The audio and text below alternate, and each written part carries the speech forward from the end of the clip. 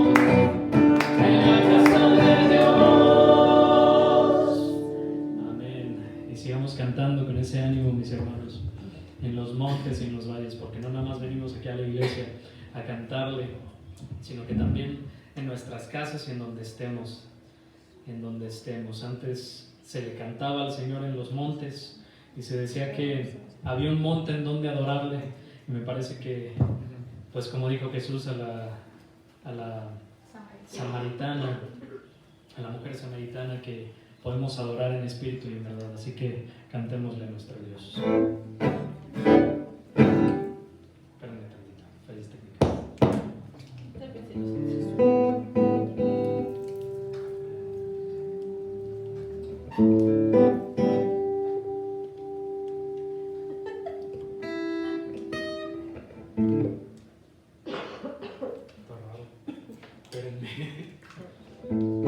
No quiero romperles los oídos.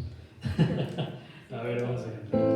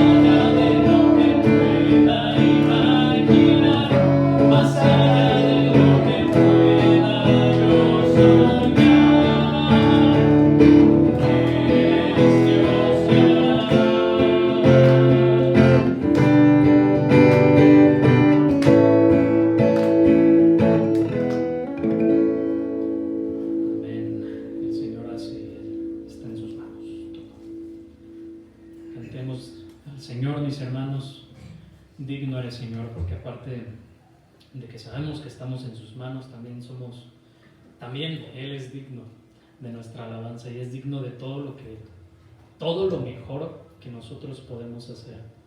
Así que cantémosle a nuestro Dios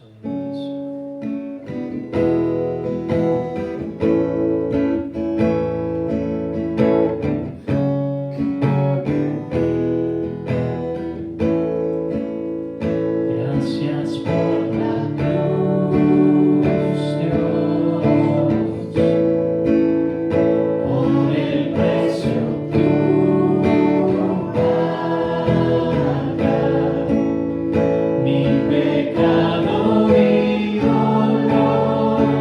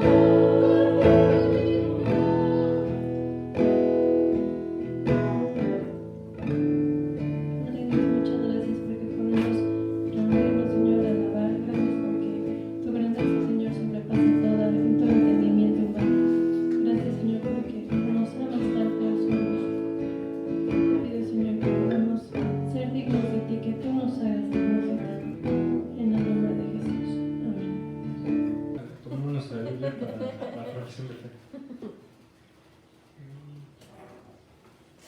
La palabra de Dios contenida en este libro es la verdad que acepto creer. Es la enseñanza que me comprometo a seguir y es la esperanza que me atrevo a confesar. Nada me impide recibirla, nada evitará que la haga parte de mi vida y por ningún motivo dejaré de proclamarla. Estoy aquí para leerla, oírla y vivirla diariamente. Amén. Padre bendito, háblanos a través de tu palabra de Daniel y ponemos el tiempo en tus manos, que sea de mucha bendición para todos los que escuchamos. Pedimos en el nombre de Cristo Jesús. Amén. El libro del profeta Zacarías. El libro se desarrolla después del regreso a Jerusalén de los exiliados de Babilonia, y se nos dice en el libro de Esdras que Zacarías y Ageo retaron y motivaron juntos al pueblo para que reconstruyeran el templo y para que buscaran el cumplimiento de las promesas de Dios. Ahora, mucho tiempo atrás, el profeta Jeremías había dicho que el exilio de Israel duraría 70 años y que después Dios restauraría su presencia en un nuevo templo y traería su reino y el gobierno del Mesías sobre todas las naciones. Las fechas al principio del libro nos dicen que esos 70 años están por terminar, pero la vida allá en la tierra era dura y parecía que ninguna de esas promesas se haría realidad. ¿Por qué? El libro de Zacarías ofrece una explicación y tiene un diseño bastante claro. Tiene una introducción que sienta la base para una amplia colección de las visiones en sueños de Zacarías. Eso concluye con los capítulos 7 y 8. Y a esto le siguen otras 2 amplias colecciones de poesía y profecía. Empecemos y veamos cómo funciona el libro. Comienza con el reto de Zacarías a su generación para volverse a Dios y no ser como sus antepasados, quienes se rebelaron y se negaron a escuchar a los profetas anteriores, lo cual les llevó al exilio. Así que ahora, los exiliados que regresaron responden a Zacarías de manera positiva. Ellos se arrepienten y se humillan delante de Dios, o al menos eso parece. La siguiente gran sección es una colección de 8 visiones nocturnas que Zacarías experimentó, y solo para prepararte, están llenas de imágenes muy extrañas e inusuales, muy parecidas a tus sueños. La idea de que Dios se comunica con las personas a través de sueños simbólicos es muy antigua. Se remonta al libro de Génesis, los sueños de Jacob o de José o de Faraón. Estos sueños le dieron significado a lo que estaba pasando en su tiempo, pero también dieron una ventana para el futuro. Así que ahora, Zacarías tiene sus propios sueños, y ellos han sido ordenados en un diseño simétrico realmente genial. La primera y la última visión trata cada una acerca de 4 jinetes. Son como guardias patrullando el mundo en nombre de Dios, y es una representación de la mirada atenta de Dios sobre las naciones. El reporte es que el mundo está en paz, y en los días de Zacarías, esto se refiere a cómo Dios levantó a Persia para conquistar a Babilonia y traer paz. Así que surge una pregunta. Los 70 años del exilio de Israel casi terminan. ¿Es ahora el tiempo del reino mesiánico en Jerusalén? Y Dios responde que está determinado a cumplir esas promesas, pero Él deja el asunto del tiempo sin respuesta. La segunda y la séptima visión están emparejadas porque ambas son reflexiones sobre el pecado pasado de Israel que les llevó al exilio. La segunda visión es acerca de estos cuernos que simbolizan las naciones que atacaron y dispersaron a Israel, Asiria y Babilonia. Pero luego, estos cuernos o imperios son dispersados por un grupo de artesanos, una imagen de Persia. El séptimo sueño es acerca de una mujer en una canasta, y se nos dice que es un símbolo de los siglos de la rebelión de Israel al pacto. Y luego esta mujer es llevada a Babilonia por otra mujer que se lleva la canasta volando con alas de cigüeña. Es muy extraño. Las visiones tercera y sexta están emparejadas, ya que ambas son acerca de la reconstrucción de la Nueva Jerusalén. Un hombre está midiendo la ciudad. Es una imagen de la promesa de Dios de que Jerusalén será reconstruida y se convertirá en una luz a las naciones, quienes se unirán al pueblo de Dios en adoración. Y luego el sexto sueño es acerca de un rollo que vuela alrededor de la Nueva Jerusalén, castigando a los ladrones y a los mentirosos. La idea es que la Nueva Jerusalén es un lugar que ha sido purificado del pecado por medio de las Escrituras. Las visiones cuarta y quinta están en el centro de esta colección y tratan sobre 2 líderes clave de entre los exiliados que regresaron. Josué, el sumo sacerdote, y luego Zorobabel, el descendiente real de David. Josué había estado llevando simbólicamente el pecado de Israel en la forma de ropa sucia, pero luego estas son quitadas y le es dada ropa nueva y un nuevo turbante, un símbolo de la gracia y el perdón de Dios. Y luego un ángel le dice a Josué que si permanece fiel a Dios, él guiará a su pueblo, y Josué se convertirá en un símbolo del rey mesiánico futuro. La otra visión trata de 2 árboles de olivo que proveen aceite para una elaborada lámpara de oro, la cual es un símbolo de la mirada atenta de Dios sobre su pueblo. Y estos 2 árboles simbolizan los 2 líderes ungidos, Josué y Zorobabel, quienes están dirigiendo los esfuerzos para reconstruir el templo. Y Dios dice que el éxito no vendrá a este nuevo templo si es solo el resultado de maniobras políticas. Más bien, estos 2 líderes deben depender de la obra del Espíritu de Dios. Las visiones terminan con una visión extra del profeta y retoma los temas de las visiones centrales 4ª y 5ª. Es Josué otra vez el sumo sacerdote. Le es dada una corona, la cual es presentada como un símbolo del Mesías futuro, quien también será un sacerdote sobre el reino de Dios. Y luego Zacarías concluye todo, diciendo que todas estas visiones serán cumplidas solo si la presente generación es fiel a Dios y obedece los términos del pacto. Así que estas 3 visiones enfatizan cómo la venida del reino mesiánico está condicionada a que esta generación sea fiel a Dios, lo que lleva a la conclusión de los sueños, otro reto de Zacarías. Y un grupo de israelitas vienen y han estado lamentando la destrucción del templo anterior durante casi 70 años. Y ellos le preguntan, ¿es tiempo de dejar de lamentarnos? Quiero decir, ¿vendrá pronto el reino de Dios? Y Zacarías de nuevo les recuerda cómo sus antepasados rechazaron el llamado de Dios a través de los profetas, y esto es lo que les llevó al exilio. Así que él los reta también. Él dice, esta generación verá el reino mesiánico solo si buscan la justicia y la paz y si permanecen fieles al pacto. Así que, en otras palabras, Zacarías le da una vuelta a su pregunta. Él cuestiona, ¿van a convertirse en la clase de pueblo que está listo para recibir y participar en el reino venidero de Dios? Y esa pregunta queda volando. El pueblo no responde y el libro simplemente continúa. Y así llegamos a las secciones finales, que son muy diferentes a los capítulos del 1 al 8. Cada sección es un collage caleidoscópico de poemas e imágenes acerca del futuro reino mesiánico. La primera, los capítulos del 9 al 11, describen la venida del rey mesiánico humilde, quien está montando un burro hacia la Nueva Jerusalén para establecer el reino de Dios sobre las naciones. Pero luego, de repente, este rey es simbolizado como un pastor sobre el rebaño de Israel. Y luego, él es rechazado, primero por su propio pueblo, pero también por sus líderes, que también son simbolizados como pastores. Así que Dios entrega a Israel a estos pastores corruptos, y esto hace que surja la pregunta, ¿el rechazo de Dios a Israel y a su rey durará para siempre? Y la sección final, los capítulos del 12 al 14, dicen que no. Es otro mosaico de poemas e imágenes acerca del futuro reino mesiánico. Y ellos ilustran la Nueva Jerusalén como un lugar donde la justicia de Dios finalmente confrontará y derrotará la maldad entre las naciones. Es muy similar a los mismos temas en el profeta Joel o Ezequiel. Pero luego, Dios también confrontará la rebelión en los corazones de su propio pueblo. Él dice que derramará su espíritu sobre ellos para que puedan arrepentirse y lamentar el hecho de que se han rebelado y que han rechazado a su pastor mesiánico. El capítulo final concluye con una nueva Jerusalén como el punto de reunión para todas las naciones. Y luego, esta ciudad se convierte en un nuevo jardín del Edén. Y luego hay un río de agua viva que fluye del templo, trayendo sanidad a toda la creación. Y es así como el libro termina. Así que Zacarías te deja reflexionando en las conexiones entre los capítulos del 1 al 8 y del 9 al 14.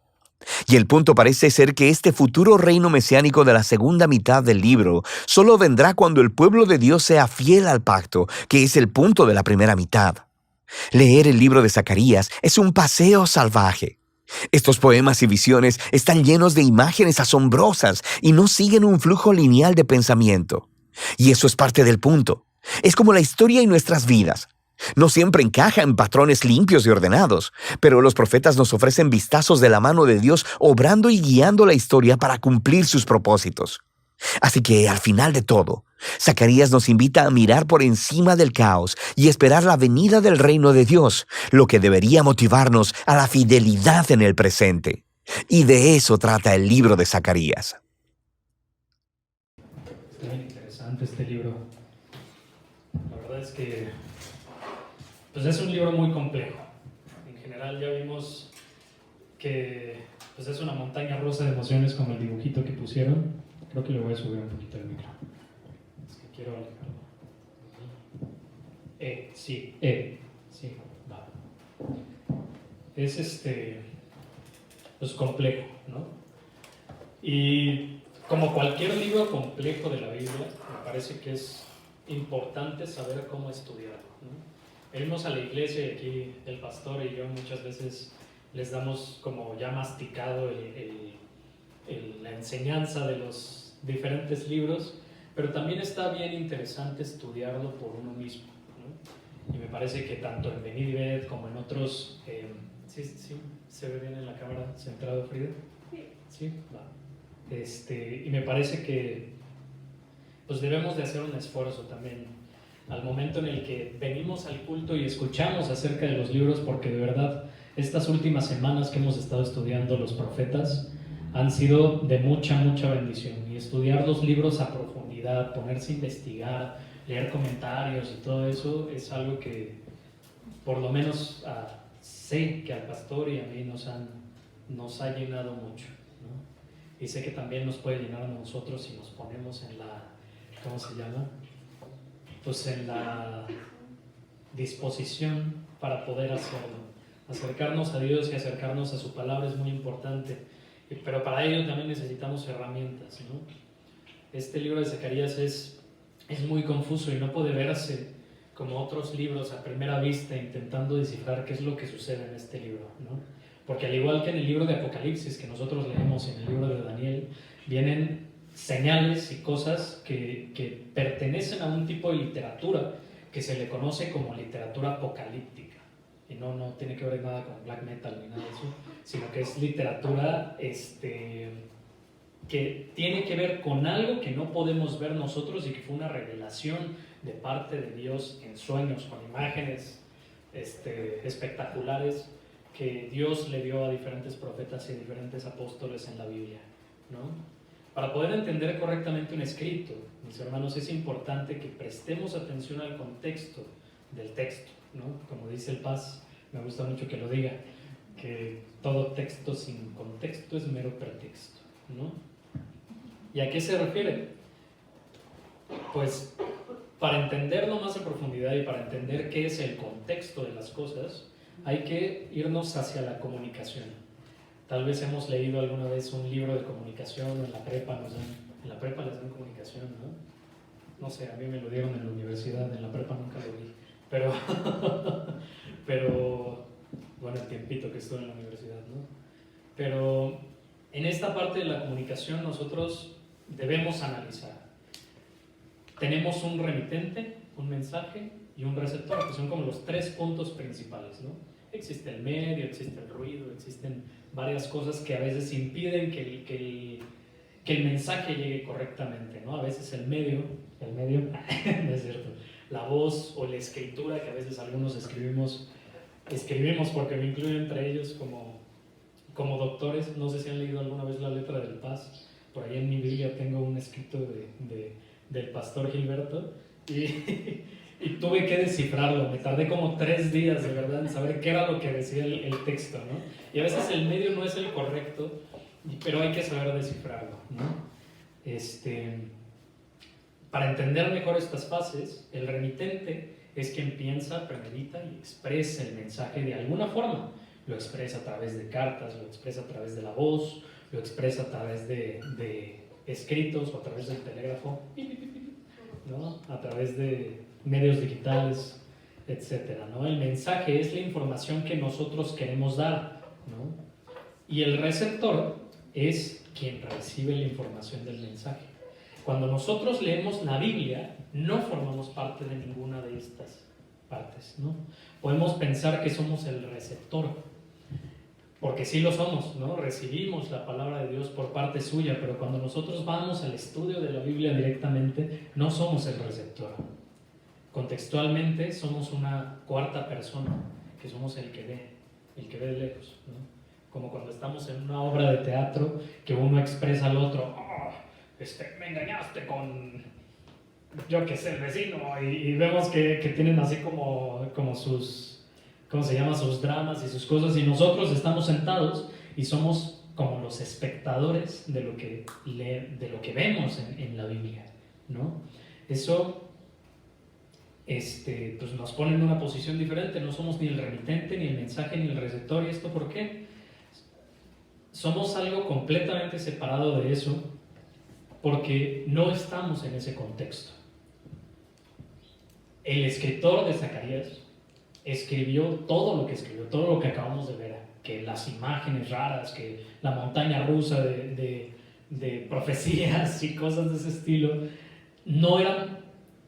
Zacarías no lo escribió para que un chavo de 24 años en el siglo XXI se le ocurriera leerlo, ¿no? Sino que, por el contrario, fue escrito para una situación en específico y un pueblo en específico, ¿no? No digo que no podamos sacar palabra de eso, a eso vamos, ¿no? Pero para poder sacar palabra de eso y para poder analizar qué es lo que Dios quiere que hagamos, debemos profundizar, ¿no? Y para eso quiero darles un ejemplo. Cuando nosotros vamos y analizamos la Biblia, es como cuando analizamos un mensaje de WhatsApp, ¿no? Cuando, por ejemplo, la hermana Diana envía un mensaje a su hijo, ¿no?, de que cuando regreses trae las tortillas, ¿no? Pero solamente ustedes saben qué significa eso, ¿no? Hay un cuándo, un cómo, un por qué y un para qué, ¿no? Y eso es algo que solamente la hermana Diana y el hijo pueden entender, ¿no? Porque ¿a qué se refiere? Cuando vengas de regreso trae las tortillas. ¿Cómo? ¿No? ¿Cómo trae las tortillas? Tal vez viene en carro, tal vez viene en patín del diablo, yo qué sé. Vienen en patineta. No sabemos, ¿no? Es un contexto que solo uno sabe, si viene en camión o si viene en carro, ¿no? Como cuándo, ¿no? Pues cuando vengas de regreso, pero cuando vengas de regreso, ¿a qué hora? ¿Cuándo? ¿Por qué? O sea, ¿de dónde viene? ¿Viene de la escuela a las 3 de la tarde, a las 2 de la tarde? ¿Cómo es el asunto, ¿no? Para que me entiendan, quería alargarlo más, pero yo creo que lo voy a cortar el ejemplo, porque se entiende, ¿no? Para que entiendan, un mensaje de WhatsApp es algo que solamente se puede descifrar por el remitente y el receptor, ¿no? Porque si uno, yo que sé, el ladrón que se robó el celular de mi celular, por ejemplo, que tenía escritos y cosas de ese tipo, puede leer mis mensajes, pero no puede descifrar a qué se refiere, ¿no? Y aquí es lo mismo en el libro de Zacarías y en la Biblia entera. Vemos un chorro de escritos que están dirigidos hacia un remitente y hechos por un receptor. Y es importante saber el contexto, ¿no? A diferencia de los mensajes de WhatsApp, las cartas que escriben los apóstoles, las cartas que escribían los profetas y la gente del pasado, ponen un contexto entero, ¿no? Decía, salutaciones, mis hermanos, de la iglesia en Galacia. Quiero decirles que he escuchado tal cosa. Y hemos visto eso, ¿no? Vemos eso. Y en esta parte, los profetas hacen lo mismo, ¿no? Tienen como una forma de dar contexto a las personas específicas, y nosotros tenemos que saber de ese contexto, ser unos buenos espectadores para poder entender lo que Dios quiere que sepamos. Bájenle los saltos, esos meros. Todo mensaje sin un contexto puede interpretarse de cualquier forma, pero el significado original del texto reside en el que lo envía y en el que lo recibe. Cambio de página. Ya vimos que en el video de Zacarías tuvo revelación divina de Dios para predicar al pueblo, revelaciones que mostraban el propósito específico que el Señor quería para el pueblo hebreo, el pueblo judío en este caso. A través del estudio de los profetas vemos que Dios quería usar al pueblo de Israel. Eso ya lo hemos visto miles de veces en las últimas predicaciones que tuvimos, ¿no? Dios quería usar al pueblo de Israel para ser el centro de atención, ¿no? Para ser el centro en donde la gente fuera a buscar a Dios. vemos que las promesas que dice Zacarías, ¿no? Que la gente irá a Jerusalén a buscar de Dios, y era el propósito principal, pero el pueblo pues falló en eso, falló en seguir a Dios. Por lo tanto, todas esas promesas que eran parte del pueblo pasan directamente a nosotros como cristianos, ¿no? Tal vez ya no hay un monte en donde adorar, pero hay gente, como dije en la alabanza, que alaba al Señor en espíritu y en verdad, ¿no? Y nosotros somos ese templo de Jerusalén ahora, como iglesia, como personas, cada uno de nosotros. Vamos a Zacarías 7, versículo del 1 al 14. Yo lo voy a leer en nueva versión internacional. Se pueden seguir su vista. En el 4º año del reinado del rey Darío, en el día 4 del mes 9, que es el mes de Quisleu, la palabra del Señor vino a Zacarías. El pueblo de Betel había enviado a Sarecer y a Regem-Melech y a sus hombres a buscar el favor del Señor y a preguntarles a los sacerdotes del templo del Señor de los ejércitos y a los profetas. Le preguntan: ¿debemos seguir llorando y ayunando en el 5º mes, tal y como lo hemos hecho todos estos años? Vino entonces a mí esta palabra de parte del Señor de los ejércitos: dile a todo el pueblo de la tierra y también a los sacerdotes: cuando ustedes ayunaban y se lamentaban en los meses 5º y 7º de los 70 años anteriores, ¿realmente ayunaban por mí? Cuando comen y beben, ¿acaso no lo hacen para sí mismos? ¿No son estas las palabras que por medio de los antiguos profetas el Señor mismo proclamó cuando Jerusalén y las ciudades cercanas estaban habitadas y tenían paz, cuando el Negev, o sea, las regiones del sur, y las llanuras occidentales también estaban habitadas? La palabra del Señor vino de nuevo a Zacarías y le dijo: así dice el Señor de los ejércitos: juzguen con verdadera justicia, muestren amor y compasión los unos a los otros, no opriman a las viudas ni a los huérfanos, ni a los extranjeros, ni a los pobres, ni maquinen el mal en su corazón los unos contra los otros. Pero ellos se negaron a hacer caso. Desafiantes volvieron la espada y se taparon los oídos, para no oír la ley ni las palabras que por medio de las antiguas profecías el Señor de los ejércitos había enviado con su espíritu, endureciendo su corazón como el diamante. Por lo tanto, el Señor de los ejércitos se llenó de ira. Como no me escucharon cuando los llamé, tampoco yo los voy a escuchar cuando ellos me llamen, dice el Señor de los ejércitos. Como con un torbellino los dispersaré. Entre todas las naciones que no conocían, la tierra que dejaron quedó tan desolada que nadie siquiera pasaba por ella. Fue así como convirtieron en ruina la tierra que antes era apetecible, ¿no? Vemos en el Antiguo Testamento, en estas partes en donde nos hablan en la Torá, que veían a Israel como la tierra que fluye leche y miel, y era una tierra deseada para ellos, pero después del exilio, cuando vino Babilonia y los destruyó, se convirtió en la tierra que antes era apetecible, pero que ahora está en ruinas. Primera enseñanza: un pueblo con propósito es uno que no se deja distraer, basado en el versículo del 3 al 5 de este pasaje. Contexto. En este punto de la historia vemos que el pueblo judío regresa de Babilonia después de estar 70 años en Babilonia como esclavos, como gente de bajos recursos, porque no todos eran esclavos, y porque algunos tuvieron vida, se casaron, tuvieron hijos y tal. Entonces podemos saber por esa razón que tal vez eran oprimidos, mas no esclavos todos ellos, y muchos de ellos eran esclavos. Y vemos esto, ¿no?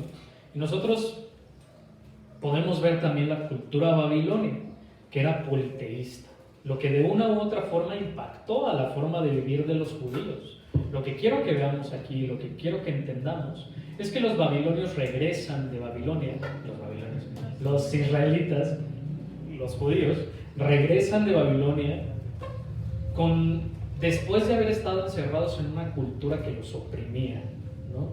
Uno podría pensar, por los antecedentes que nosotros tenemos del pueblo judío, que pues se perdieron, ¿no?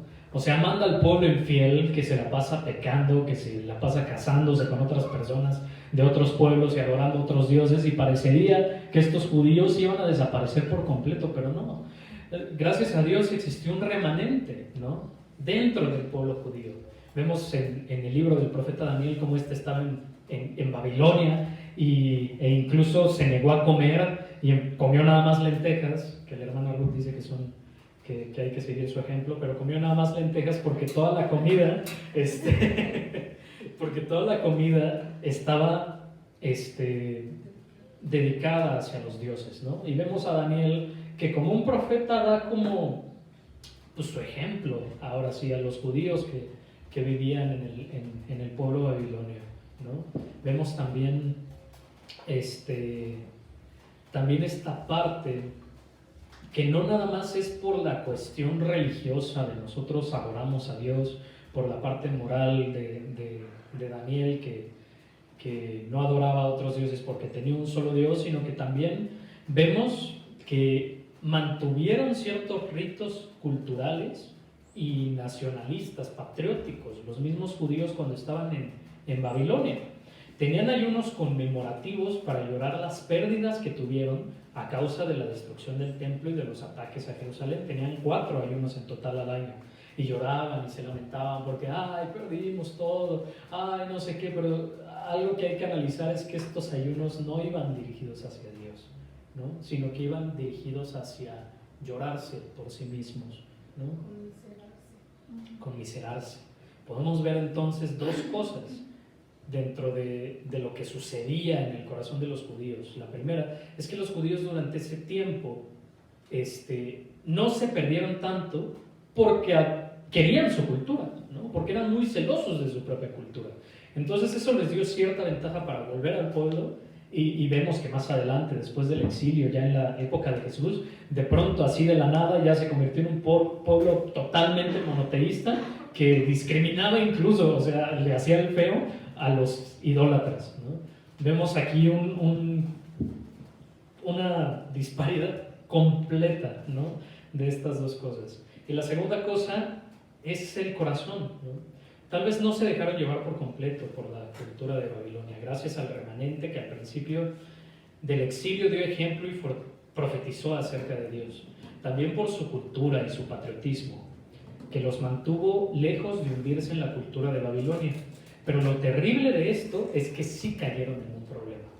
No se hicieron babilonios, no se hicieron ahora sí que ateos o idólatras, pero sí cayeron en un error, cayeron en la monotonía religiosa, que eso es de lo que vamos a hablar el día de hoy con este punto. La pregunta que Dios les hace es: cuando ustedes ayunaban y se lamentaban en los meses 5 y 7 de los últimos 70 años, ¿realmente ayunaban por mí? Y cuando comen y beben, ¿acaso no lo hacen para ustedes mismos? Como una necesidad que ustedes tienen. ¿Qué es el ayuno? Pues el ayuno en nuestra cultura judeocristianizada se ve como algo piadoso, ¿no? Incluso algunos de nosotros, cuando comenzamos a asistir a iglesias cristianas, pues perdimos más bien no sabíamos el verdadero significado de lo que significa ayunar, ¿no? Y muchas veces es utilizado equivocadamente, y utilizarlo equivocadamente pues lo vuelve una actividad inútil, ¿no? Los judíos entraban en ayuno para conmemorar su sufrimiento, lo que patrióticamente hablando suena bonito, pero es incorrecto ante los ojos de Dios. Claramente los judíos no ayunaban para buscar a Dios, no buscaban la respuesta de Dios, o como algunos a veces lo hacen equivocadamente, no ayunaban para buscar también la acción de Dios, como, perdónenme, yo lo veo así, cada quien tiene sus creencias, pero aquel que ayuna para la acción de Dios es como si le hiciera berrinche a Dios, ¿no? No voy a comer hasta que me des lo que deseo, ¿no? Pero tampoco o sea, por muy loco que parezca, tampoco lo hacían por eso, lo hacían nada más para llorar, ¿no? para conmemorar su propio dolor. Nada de lo que hicieron durante este tiempo que tomaron como costumbre nada de lo que tomaron como costumbre religiosa durante este tiempo estaba dirigido al Señor, sino que directamente a su propio duelo. Es como si hoy en día ayunáramos en el día que comenzó la pandemia, ¿no? Cuando fuimos despojados muchos de nosotros de trabajos, cuando fuimos despojados muchos de nosotros de nuestra propia salud, de nuestra libertad de poder ir a la iglesia, ¿no? Pero no hacemos eso, no ayunamos cuando vino la pandemia. Pero para que entendamos un poco la situación del corazón de los judíos y para comparar que no es necesario ayunar el día de la pandemia para ser igual que ellos, quiero que veamos que realmente las consecuencias del corazón de estas personas que vivieron 70 años lejos de su tierra son consecuencias muy parecidas a las que vivimos cuando nosotros estuvimos encerrados en nuestras casas durante casi 3 años, ¿no? Se dice por estadística que muchos en la pandemia perdimos una gran parte de nuestra capacidad de concentración y perdimos capacidades sociales. Ya no somos capaces de concentrarnos más de 1 minuto cuando alguien está hablando, cuando estamos platicando con alguien, ¿no? A mí me pasa incluso. No solamente por las consecuencias del COVID, ¿no? Que a veces el pastor, me da mucha risa porque el pastor Gilberto predicando de pronto se le olvida qué está diciendo y dice, no, es el COVID, ¿no? Se excusen eso, ¿no? Y es chistoso porque pues al final sí tiene que ver, ¿no? Se comprobó científicamente que la capacidad de concentración se pierde. Y a mí cuando me dio COVID, por ejemplo, yo estaba dando clases de Súmate y estaba leyendo otras cosas y perdí mi capacidad de comprensión como 6 meses. Yo creo, fue difícil, pero no nada más por eso, sino porque encerrarnos en nuestras casas también nos obligó a atenernos a nuestra cultura tecnológica del día de hoy, ¿no? Nunca, yo creo que en la historia de la humanidad alguien se había pegado tanto tiempo al celular como lo hicimos cuando estábamos en la pandemia, ¿no? Pegados al TikTok, al YouTube, a los shorts de Facebook, ¿no? Que bien curiosamente también nos afecta ver esta clase de cosas, ¿no? Si no nos podemos concentrar durante 1 minuto es porque la cantidad de videos que vemos de YouTube, Shorts y de TikTok y de esas cosas es impresionante el día de hoy, ¿no? Y son videos que duran 1 minuto o menos de 1 minuto, ¿no? Sobreestimulamos el cerebro, exactamente, es la sobreestimulación. Ha creado en nosotros la cultura del scroll, y no los monitos verdes de Marvel, sino el scroll, que significa scrollear, ¿no? Que significa deslizar hacia arriba, hacia un lado, hacia el otro, hacia donde sea, ¿no? Pareciera que... no es cierto. En vez de hacer así, hacemos así. Si algo no nos gusta, si algo no nos parece atractivo, lo quitamos. Si algo nos aburre con facilidad, lo quitamos. Y pasamos así. Y nos podemos pasar horas haciendo eso, ¿no? Yo he pasado horas haciendo eso. Y no es bueno, definitivamente. Ahora, esto desde el panorama de nuestra concentración, de nuestra forma de ver las cosas, etcétera, ¿no? De nuestra socialización con otras personas. Pero también existe el panorama cristiano, que es preocupante. Pues muchos han desistido del cristianismo y otros, sino la mayoría de nosotros fuimos debilitados en nuestra fe durante esta pandemia, ¿no? Todos fuimos tentados a escrolear a Dios y a la palabra de Dios, ¿no? Fuimos encerrados y mal acostumbrados a esta táctica del mal que el propio humano creó para destruirse a sí mismo, perdón, para debilitarnos, ¿no? Yo mismo me vi en algún culto distraído en el celular, ¿no? Estaba sentado en mi casa, en la cocina o en cómo era el comedor, o en mi cuarto mismo, viendo el culto, poniendo atención y de pronto escuchando bip, bip, y agarrando el celular con facilidad y de pronto metiéndome a Facebook y de pronto metiéndome a no sé qué, y para no perderme el hilo a veces le regresaba al culto, ¿no? Pero como se comenzó a volver costumbre ya ni regresarle al culto era fácil, ¿no? Ya a veces scrolleamos mejor el culto, ¿no? Y pues me veo a mí mismo en eso, y también vi a varias familias cuando llegué a convivir con varias familias, que no diré nombres, por supuesto, pero cuando conviví con varias familias que veía cultos, también veía que se sentaban a ver el culto y que, ay, que voy a hacer la comida, ay, que voy a hacer esto, ay, que voy a ir a no sé dónde, o en el celular también, y nos vimos distraídos, ¿no? La diferencia de una vida cristiana en comunidad presencial y una vida cristiana en comunidad en casa es que en casa tenemos todas las distracciones del mundo. Todas, absolutamente todas las distracciones del mundo. Y aquí pues estamos sentados aquí enfrente. O sea, nos vemos los unos a los otros, ¿no? Y pues fue difícil, ¿no? Caímos en esto, caímos en que nos distrajimos de la palabra de Dios, nos distrajimos de darle verdadera importancia a lo que de verdad importa, a Jesús. Caímos en la monotonía religiosa igual que los judíos. Tal vez no nos llorábamos por la pandemia y no puedo salir, pues algunos de nosotros sí, algunos de nosotros nos deprimimos y algunos de nosotros pues pasamos cosas muy fuertes, ¿no? Pero ante eso también perdimos nuestras buenas costumbres respecto a Dios. Pero así como a los judíos los desafía a volver a Él y a cambiar sus costumbres, nos desafía a nosotros. La respuesta para estos judíos fue: dejen de hacer cosas para ustedes mismos, para compadecerse, y comiencen a buscarme a mí y a hacer cosas que valen la pena, ¿no? Dejen de distraerse en cosas que no valen la pena y búsquenme a mí. ¿Acaso cuando te deprimiste fuiste al psicólogo, lo buscaste a él también? ¿Acaso cuando comenzaste una vida fit porque dijiste no tengo nada que hacer en pandemia pero me voy a poner a hacer mi vida fit, lo hiciste con la misma intensidad con la que buscabas a Dios? ¿Acaso cuando preferiste ver TikTok para distraerte de tus problemas, ¿no? A mí me ha pasado también, soy humano también, ¿no? A veces tengo problemas, a veces tengo situaciones que económicas, que diversas cosas, ¿no? Y a veces prefiero meterme en el Facebook y ponerme a scrollear antes de centrarme en las situaciones que yo tengo que hacer.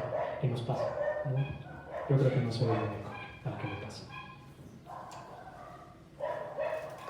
No digo que todo lo que dije esté mal. No está mal ver TikTok de vez en cuando. Es la cultura de hoy en día, te informas mucho.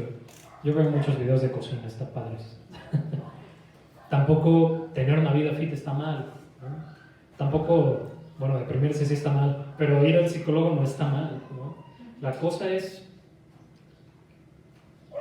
que si lo hacemos también buscando el nombre de Dios, ¿no? Me parece que lo que Dios quiere es que busquemos hacer las cosas buscando al Señor y no por nuestro duelo, ni nuestro éxito, y tampoco por nuestra conveniencia, sino por buscarlo a Él, porque sabemos que Él es lo mejor para nosotros.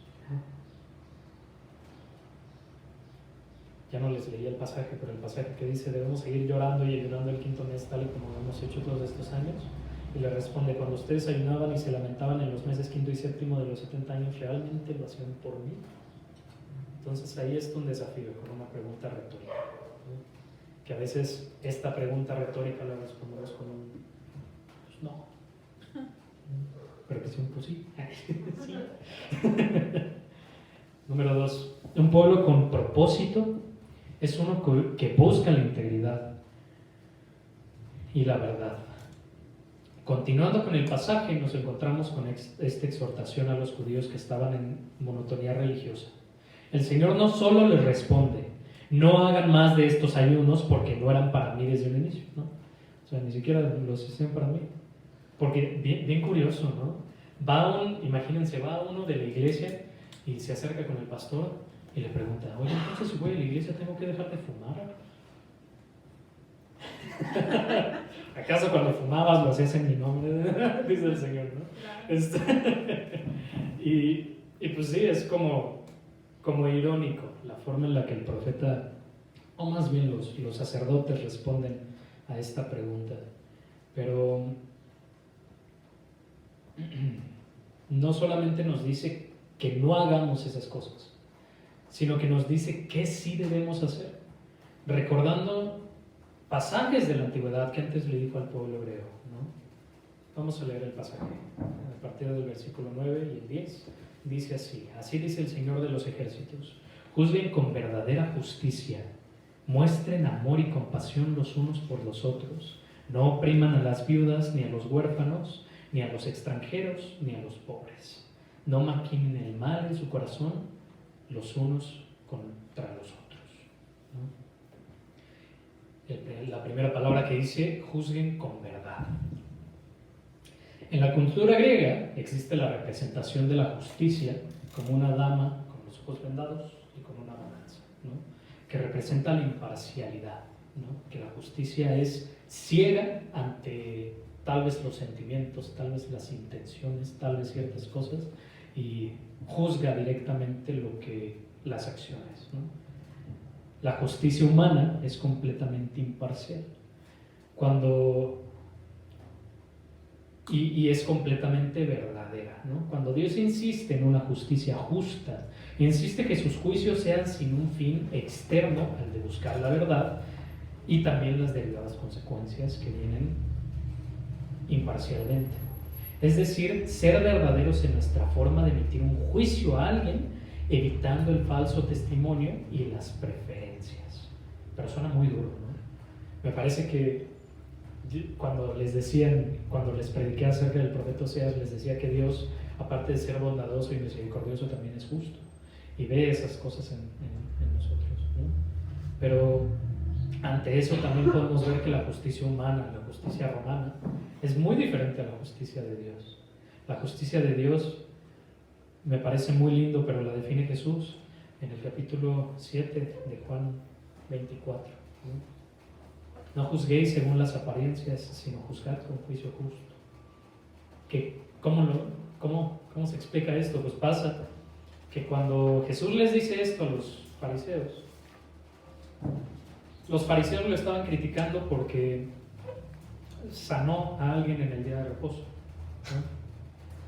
Y Jesús los confronta y le dice: a ver, si en el día de reposo ustedes circuncidan a las personas para cumplir la ley de Dios, conforme Moisés escribió en las escrituras en tal, ¿por qué me juzgan a mí por haber sanado a alguien, ¿no? Y se los hace como una pregunta retórica también, porque pues al final ama a tu prójimo como a ti mismo, es la ley y los profetas también, ¿no? Si nosotros nos ponemos a ver las leyes judías, cuando tu vecino se le caiga su camello, ayúdalo a levantarlo, ¿no? Y así cumples la ley judía, ¿no? Tal vez ya no hay camellos. De este lado creo que nunca hubo. Pero hay gatos. Ah, claro. Cuando se le caiga la moto, ¿no? Hay unas motos que pesan la vida y y tienes que ayudar a levantar a las personas, ¿no? Pero los judíos, a la fecha, si a su hijo, si a sus vecinos, si a quien sea, se le cayó la moto en el día de reposo, ni lo levantan, ni le ayudan. Pero la cosa está en eso. Ustedes circuncidan para cumplir la ley de Dios, pues yo estoy sanando para cumplir la ley de Dios, ¿no? Juzguen con juicio justo, no sean brutos, les dice, casi. ¿Por qué no son judíos normales? Juzguen con juicio justo. Es decir, no fijándose en las apariencias, sino siendo conscientes de Dios y de sus propósitos. Cuando daba el Zúmbate, les platiqué alguna vez esto de juzgar con juicio justo. Y esto se puede enseñar desde la perspectiva de juzgar a los demás a partir de, ¿cómo se llama? Desde un juicio legal, pero también se puede utilizar desde un juicio hacia otra persona. Les decía a mis alumnos y les preguntaba: ¿acaso ustedes nunca han emitido un juicio contra alguien? ¿Nunca han tenido un criterio acerca de alguien? ¿No? Yo creo que sí. ¿Y les digo algo? No está mal. Todos tenemos un juicio acerca de alguien. Todos tenemos un criterio acerca de las personas que vemos a nuestro alrededor. La cosa, y lo que nos enseña Jesús aquí, es que no tenemos que juzgar por las apariencias, sino juzgar con juicio justo. ¿Y a qué se refiere? Juzgar conforme a los propósitos que Dios tiene. No juzgar mirando a las personas por cómo se viste, no juzgar a las personas por si lee la Biblia o no, no juzgar a las personas por la forma en la que habla, no juzgar a las personas por su economía, no juzgar a las personas por nada de eso. Porque ahora sí, no somos quien para juzgar. Que cuando decimos esa palabra realmente la decimos con mucha hipocresía en nosotros, porque lo hacemos, ¿no? Y como seres humanos lo vamos a hacer y lo vamos a seguir haciendo. Pero la gran diferencia es cómo, ¿no? La gran diferencia es cuáles van a ser nuestros criterios esenciales para poder juzgar a las demás personas, para poder tener un buen criterio de las demás personas. Y me parece que Dios nos dice, pues si juzgas, juzga con juicio justo, a través del amor, a través de la gracia, a través de la misericordia y de la piedad. Si juzgas a alguien sin ponerte estos 4 lentes delante, lo único que vas a ver es su superficialidad. Pero los rayos X de la palabra de Dios nos ayudan a ver en el corazón, ¿no? Entonces esa es la cosa, juzgar con amor, y no se crean, eso también nos ayuda. Juzgar con amor y con piedad es poder ver al drogadicto en la calle y poder ver que está en problemas. Y no verlo como, ay, qué asco, drogadicto en la calle. Ay, no, aléjate porque te va a hacer algo, ¿no? Y verlo con ojos de, este compa necesita ayuda, ¿no? Este compa necesita de Dios. Platicábamos con el pastor de Regreso del Crece y hablábamos de las cárceles en diferentes lugares del mundo, ¿no? Hablábamos especialmente de las cárceles en México porque él tuvo la experiencia de tratar gente en una cárcel, ¿no? A unos que estaban en juicio y a otros muchos reos, ¿no?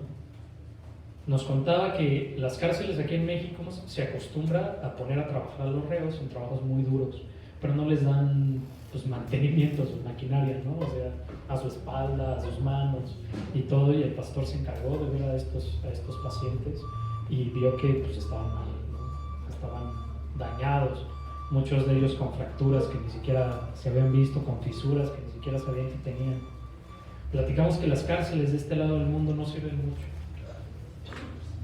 Y digo de este lado del mundo, porque, o sea, a pesar de que haya sacerdotes, psicólogos, pastores que van y atienden a los reos para mejorarlos como personas, las cárceles en esencia aquí en México y en esta parte latinoamericana y también en Estados Unidos no tienen como propósito rehabilitar a las personas, sino que tienen como propósito sacar a estas personas que ya no sirven, que ya sabemos que hacen mal y que se vayan a la cárcel y ahí los dejamos, ¿no? No los tratan como personas, los tratan como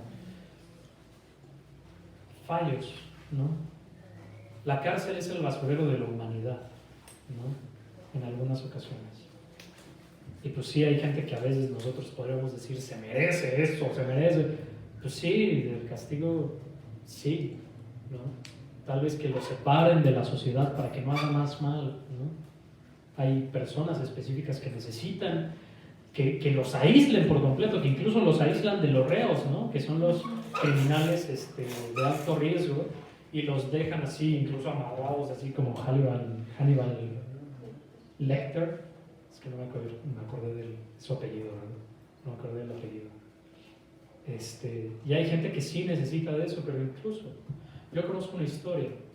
Alguna vez que fue un curso cristiano, nos pusieron entrevistas con una persona que era un exsatánico, que mataba niños, mataba gente, mataba personas.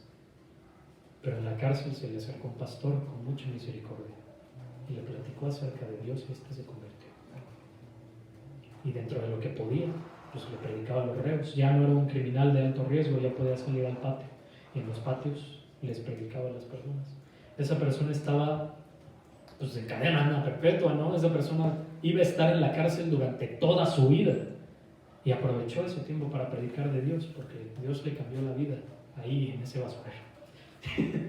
En el basurero de las personas. Hay unas cárceles en Europa, a mí me sorprende, en Suiza y otros lugares, que son diferentes, que me parece que sí tienen como un valor humano hacia las personas, que se encargan de rehabilitar a las personas para integrarlas a la sociedad.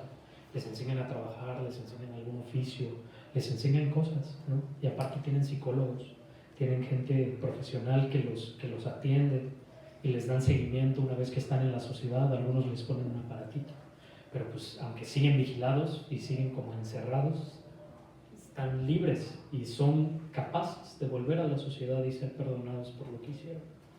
En estadística, la mayoría de los exconvictos con este tipo de sistema no vuelven a actividades criminales nunca jamás en su vida. La mayoría, algunos sí. Hay quienes, aunque les muestres a Dios delante, siguen haciendo fechorías, ¿no?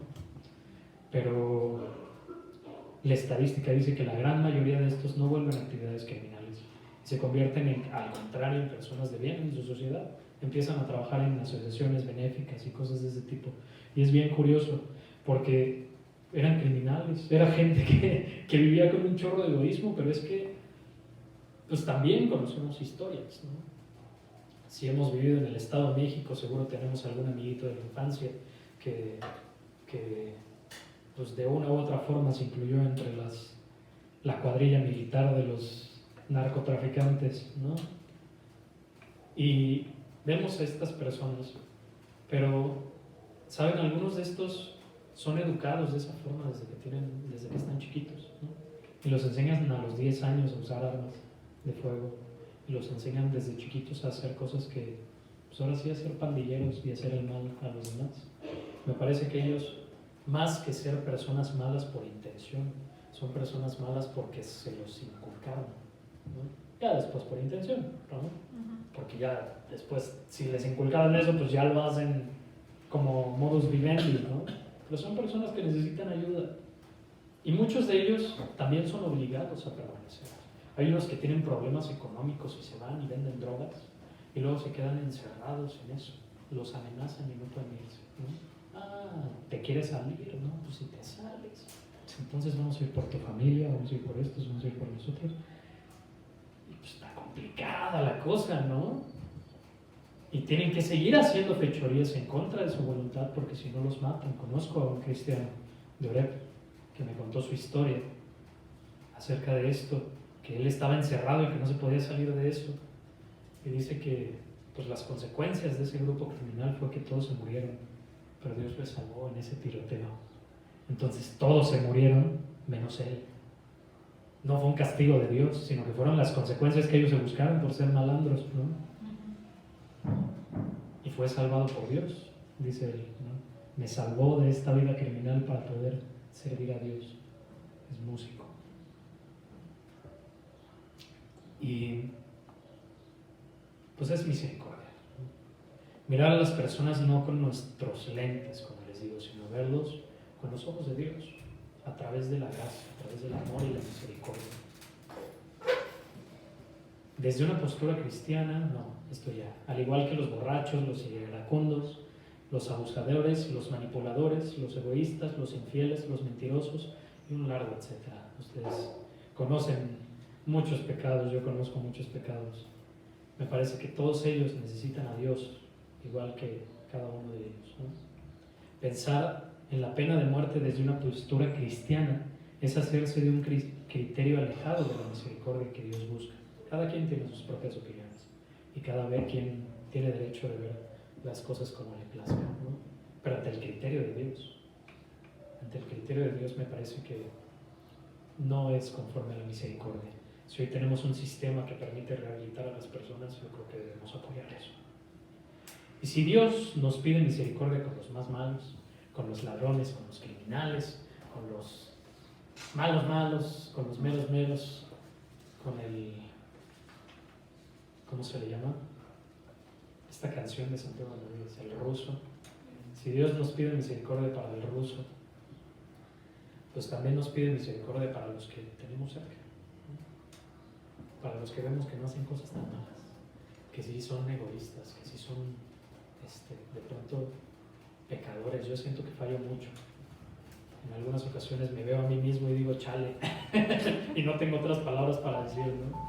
Pero pues ante eso también yo sé que Dios me mira con ojos de amor, a través de su gracia y a través de su misericordia. Creo que me salté un punto, pues ya me pasó como al pastor y ya se me perdió una hoja. Sí, pero creo que sí me lo sé. Con justicia Y luego dice, muestran amor y compasión los unos por los otros. Y amor y compasión, yo creo que no, más bien no me lo salté, más bien yo me salté por bruto esto. Sí me lo salté, no, sí me perdí una hoja.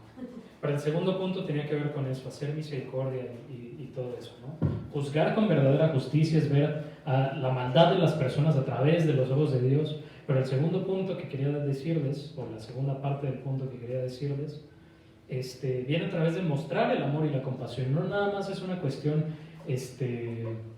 de quedarnos quietos y no hacer nada y ver a las personas con amor de, el pobrecito está en la calle, el pobrecito está siendo un criminal, sino activamente hacer cosas, ¿no? Si vemos a nuestros familiares, si vemos a la gente de nuestro alrededor que está por malos caminos, entonces buscar hacer algo intencional, ¿no? El pastor Ali tiene una predicación que me encantó, que basa toda su predicación en la palabra intencionalidad, ¿no? Y habla de la intencionalidad como aquel que busca a Dios intencionalmente y como aquel que busca hacer el bien a las personas de forma intencional, ¿no? Luego se las busco porque sí está bien padre esa predicación. Pero justamente es hacer amor y compasión los unos con los otros. ¿Y qué es el amor sino cubrir necesidades, mis hermanos? Hay gente en la calle que tiene necesidades, y hay gente que tal vez no tiene necesidades económicas, tal vez no tiene necesidades ¿cómo se le llama? Físicas, pero sí tienen necesidades en el corazón, ¿no? Decía Jesucristo que es más fácil pasar un camello por el ojo de una aguja a que un rico se convierta, ¿no? Y a veces las personas que tienen mucho dinero pueden parecer que tienen la vida solucionada, ¿no? Pero ¿qué es ganar el mundo si pierdes tu vida, ¿no? En el proceso. Dios nos habla también, hablarles a estas personas, hablarles tanto a los más pobres económicamente, tanto a los más ricos económicamente, tanto a los más pobres espiritualmente como a los más ricos espiritualmente, o a los que se llaman justos a sí mismos, ¿no? Nos manda a hacer esto. Déjenme ver si me acuerdo porque es todo el final. Luego dice, no opriman a las viudas, ni a los huérfanos, ni a los extranjeros, ni a los pobres. No maquinen el mal en su corazón los unos contra los otros. Esto de no opriman a las viudas y a los huérfanos, ni a los extranjeros, ni a los pobres, es, pues sí, o sea, no hacerles mal directamente, al contrario, de ayudarlos, ¿no? En la cultura judía es bien bonito, es una de las partes más bonitas, me parece, de la cultura judía, pero cuando hay una viuda judía, tiene ayuda de parte de gente que les rodea, ¿no? Le van y les dan dinero y no sé qué. Eso es una parte que me parece muy chida de la cultura judía, que cuando uno está en compadecencia, como que los otros ayudan a levantarlo. Y eso está chido. Por parte de las viudas, ¿no? Los que son necesitados de verdad. No acá los jóvenes fuertes que pueden trabajar duro, sino a los que no pueden, ¿no? A los huérfanos. Especialmente, yo pensaba, mientras estaba estudiando esto y meditaba, ¿he ido alguna vez a un orfanato? Yo no he ido jamás al DIF. Yo jamás he ido a lugares en donde hay huérfanos. Y como iglesia me parece que es buena idea ir con los huérfanos. Bueno, mi mamá sí fue, dice. Y pues llevarles la palabra, ¿no? Me parece que, pues por tal vez muy buenas condiciones que les quiera dar el gobierno, tampoco se centran tanto en darles tan buena educación, tan buena alimentación y prepararlos también para la vida, ¿no? Y eso sí, he escuchado muchos huérfanos que pues terminan muy mal cuando sale el DIF, ¿no? O sea, porque ya se quedaron en el DIF hasta los 18 años y a los 18 años, pues órale, vete a trabajar, ¿no? Y he visto a jóvenes que tienen esa situación de huérfanos y que les va muy mal en la vida porque pues no saben, porque no se les enseñó, no tuvieron como esa parte inculcada de parte de unos padres, ¿no? Lo que nosotros debemos hacer como cristianos pues es ser padres para ellos, ser familias para ellos. Ni a los pobres, que eso pues ya lo dije. No maquinen el mal en su corazón los unos con los otros. Algo que Dios quiere a nosotros y que también nos pide en nuestros corazones es que no hagamos el mal los unos con los otros, ¿no? Experiencias tenemos, ¿no? De gente que chismosea alrededor de nosotros y que tal vez, pues yo que sé, por su educación tienen esa peculiaridad de que pueden ofender a otros y pueden chismosear de otros y pueden hablar mal de otros a sus espaldas de una forma tan pues habitual, sí, como un hábito. Y yo creo que esas personas son las que más necesitan de Dios. Como cristianos no podemos ser parte de ellos. No podemos ser parte de los que hablan mal de otros, sino los que hablan con el propósito de ayudar a los demás. Y ya perdí el final de la predicación, pero básicamente algo que Dios nos quiere decir a través del libro de Zacarías, que es un mensaje que fue para un pueblo en específico, ¿no? Pero que es un mensaje que nos pertenece a nosotros también. En tanto que el pueblo no lo aceptó, en tanto que el pueblo judío no lo aceptó, nosotros debemos aceptar esa responsabilidad y ser ese lugar en donde venga la gente, ser ese templo de Jerusalén a donde venga la gente a adorar a Dios y a buscar de Él, ¿no? Me parece lindo cuando veo que otras personas buscan al pastor, cuando otras personas buscan a mi mamá por consejo, cuando otras personas se buscan los unos a los otros, ¿no? Para encontrar a Dios en medio de nosotros. Entonces, ante eso pues hay que nutrirnos. La profecía de Zacarías es mucho más que esto. Les invito a que leamos el libro, es un libro muy complejo. Yo quise resumir básicamente el propósito que Dios tenía para los judíos, pero es importante que lo estudiemos. El versículo 11, para terminar, dice, pero ellos, los judíos, se negaron a hacer caso. Desafiantes volvieron la espada y se taparon los oídos, para no oír las leyes ni las palabras por medio de los antiguos profetas. El Señor de los ejércitos había enviado con su espíritu, y endurecieron su corazón como el diamante. Por lo tanto, el Señor de los ejércitos se llenó de ira. Como no me escucharon cuando los llamé, tampoco yo los escucharé cuando ellos me llamen, dice el Señor de los ejércitos.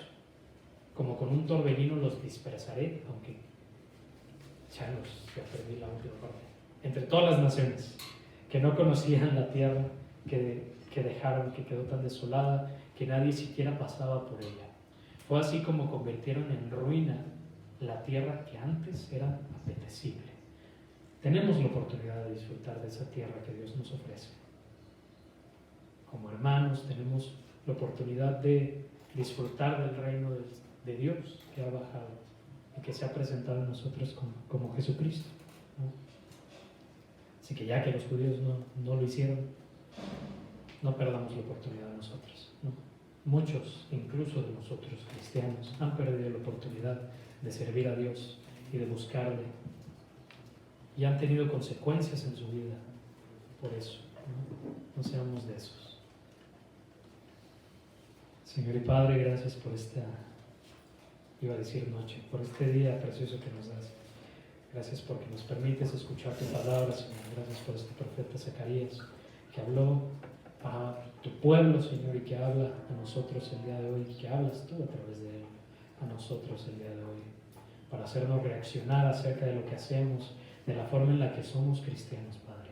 Permítenos ser mejores, permítenos ser cada vez más como tú, en el sentido de servir, en el sentido de amar y de ver a las personas con los ojos con los que solo tú los veas, Señor. Te pido que nos cuides, Señor, que nos capacites y que nos lleves a ser mejores personas cada día, Señor, mejores en tu nombre, Padre, en Cristo Jesús.